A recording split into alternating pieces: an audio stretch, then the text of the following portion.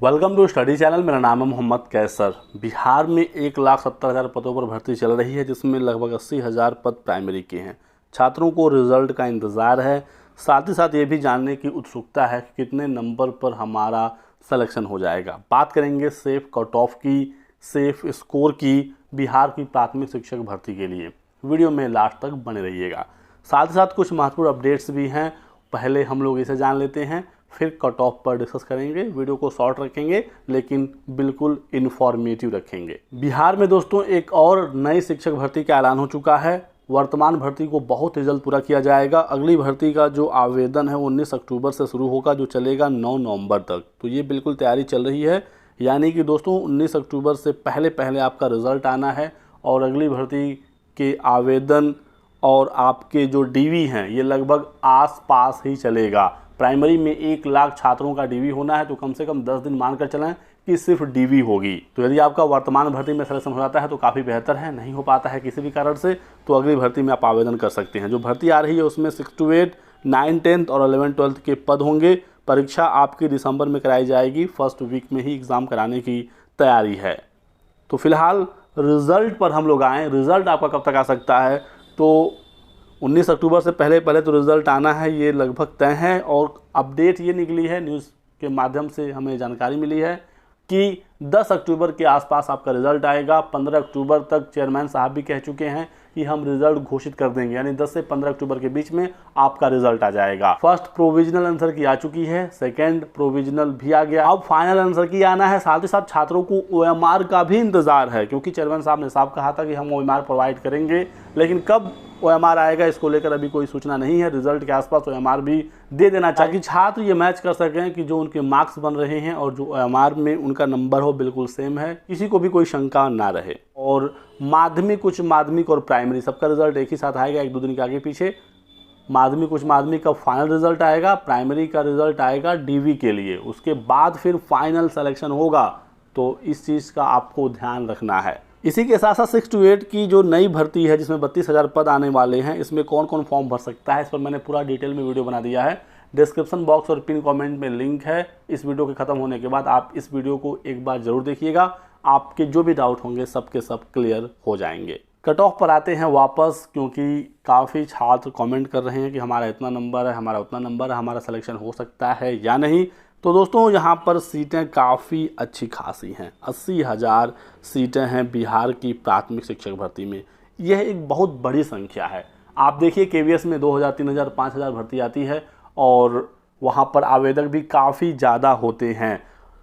इसके बावजूद जो उनका कट ऑफ होता है रिटन एग्ज़ाम का, वो 65 से 70% के बीच में जाता है। यहाँ से आप समझ सकते हैं कि बिहार शिक्षक भर्ती में जो कट ऑफ है वो KVS से तो काफ़ी कम रहेगा, ये तो तय है, क्योंकि यहाँ पर 80,000 सीटें हैं, वहाँ पर 4 से 5,000 सीटें आती हैं। दूसरी चीज़, सीटेट को लेकर काफ़ी छात्र पूछ रहे थे, तो जो अदर स्टेट के छात्र हैं उनका सीटेट में 90 नंबर होना चाहिए। अब जो अपीयरिंग वाले स्टूडेंट हैं, स्पेशली अदर स्टेट वाले, काफ़ी छात्रों का 90 नंबर नहीं आ रहा है और ये छात्र बाहर हो जाएंगे। आपके BPSC के एग्ज़ाम में 48 हो, 50 हो, 55 हो, यदि आपका 90 नहीं आया सीटेट में, 87, 88 तक आया, 79 तक आया, तो भी आप भर्ती से बाहर हो जाएंगे।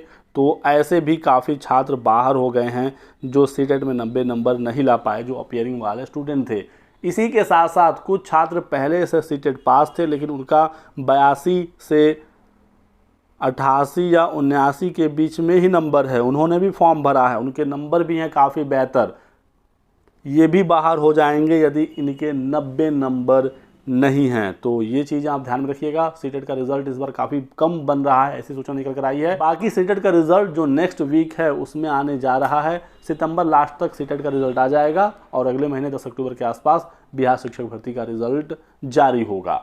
BEd भी बिहार शिक्षक भर्ती से आप बाहर ही समझिए, क्योंकि सुप्रीम कोर्ट ने भी साफ कर दिया BEd प्राइमरी में नहीं रहेगा। NCT ने भी राज्यों को पत्र भेजकर ये बता दिया कि BEd सुप्रीम कोर्ट के आदेश के बाद अब प्राइमरी में एलिजिबल नहीं रहा है। तो मानकर चलें कि BEd अब बाहर हो जाएगा बिहार के शिक्षक भर्ती से। और जो कट ऑफ प्रभावित करने वाले 3 मेन कारक हैं वो आप समझिए। सीटों की संख्या जो काफ़ी यहाँ पर ज़्यादा है, आवेदक जो यहाँ पर काफ़ी कम है, और एग्ज़ाम का लेवल जो कि काफ़ी हाई लेवल का पेपर था। ये जो तीनों पॉइंट हैं, ये तीनों इसी तरफ इशारा करते हैं कि आपका जो कट ऑफ है वो ज़्यादा नहीं जाएगा। बिहार के जो छात्र हैं कैटेगरी वाले, उनका तो चयन हो जाएगा यदि वो अपने क्वालिफाइंग मार्क्स को पार करते हैं, ये तो क्लियर है।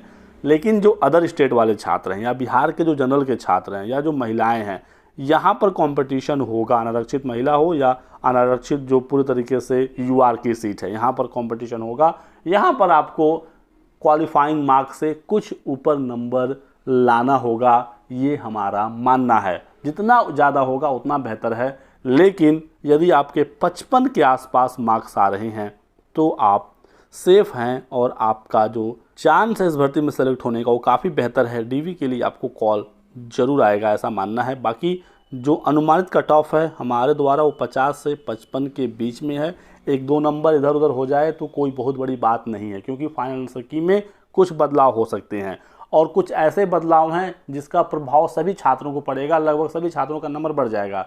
जैसे कि सुंदरलाल बहुगुणा वाला सवाल है, चिपको आंदोलन वाला, यदि वहाँ पर 1 नंबर बढ़ता है तो लगभग सभी छात्रों का 1 नंबर बढ़ेगा। तो इस वजह से जब सबका नंबर बढ़ रहा है तो 1 नंबर कट ऑफ बढ़ेगा, क्योंकि इस वजह से कोई पीछे तो होगा नहीं। जब सबका ही बढ़ रहा है तो समस्या क्या है। ऐसे ही कुछ और सवाल हैं, यदि उसमें नंबर बढ़े तो 1-2 नंबर आपका इधर उधर हो सकता है, लेकिन जो संभावित कट ऑफ है वो इसी के आसपास रहेगा। इसी के साथ साथ जो 75% और 100% की बात है, इसको आप समझिए, क्योंकि काफ़ी कन्फ्यूज़न हो गया है 75% और 100% को लेकर। चेयरमैन साहब ने साफ कहा है कि यदि हमें पर्याप्त क्वालिफाइड छात्र मिले तो हम 100% सीटों को भरेंगे, इसमें कोई डाउट नहीं होना चाहिए।